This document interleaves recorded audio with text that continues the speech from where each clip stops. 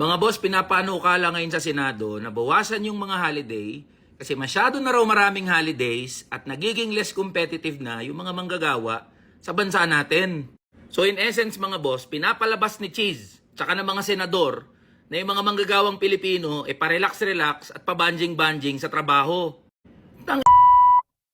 Saang mundo at saang Pilipinas ba kayo nakatira para masabi nyo yan? Anong pa-relax-relax? Alam nyo ba mga boss na ang Pilipinas ay pangalawa sa huli, kulelat, sa life-work balance na tinatawag?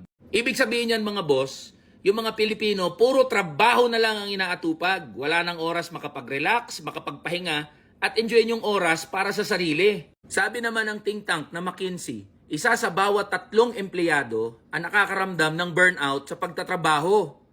At general truth na ang mga Pilipino ay overworked and underpaid. Puro trabaho, sobrang trabaho, pero barat yung sahod na natatanggap. Ngayon, kung lumalabas lang kayo ng opisina nyo at nag-iisip lang kayo, ginagamit nyo yung utak nyo, kayong mga senador kayo, maiisip nyo kung saan binabawi yan ng mga manggagawa.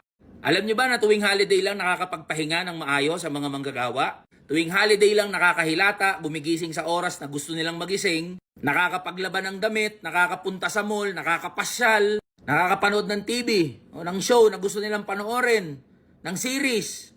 At kadalasan, ginagamit yan ng mga manggagawa para kumita ng extra, rumaraket, double pay. O bakit pagdidiskitahan nyo yan, yung mga holidays?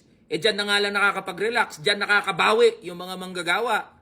Bakit kayo mga senador kayo, ha?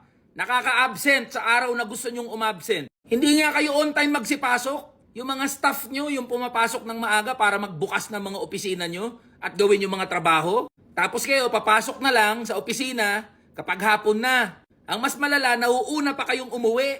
Nakakapag-abroad pa nga kayo eh. Pinangangalandakan nyo sa buong Pilipinas na ang saya ng buhay nyo, ang sarap ng buhay nyo bilang mga public official. Tapos kesyo late o absent, kumpleto pa rin ang sahod na matatanggap nyo. Ang kayo. Dapat baliktarin natin. Kayo dapat ang i-require mandatory attendance sa pagpasok sa opisina. Kayo dapat yung bawasan yung holiday. Kayo dapat yung kapag 1 minute na late, bawas agad sa sahod. Tapos pag overtime, walang matatanggap na additional. Thank you na lang. Gumagawa kayo ng batas, sinuhugot nyo sa hangin eh. Ba't di kayo lumabas ng opisina nyo? Nasa Pasay kayo, ang daming manggagawa dyan, no? Mag-interview lang kayo, tanungin nyo, makipamuhay kayo sa mga manggagawa para malaman yung pinagsasabi nyo. Hindi yung pagdidiskitahan nyo, pati holiday ng mga manggagawa.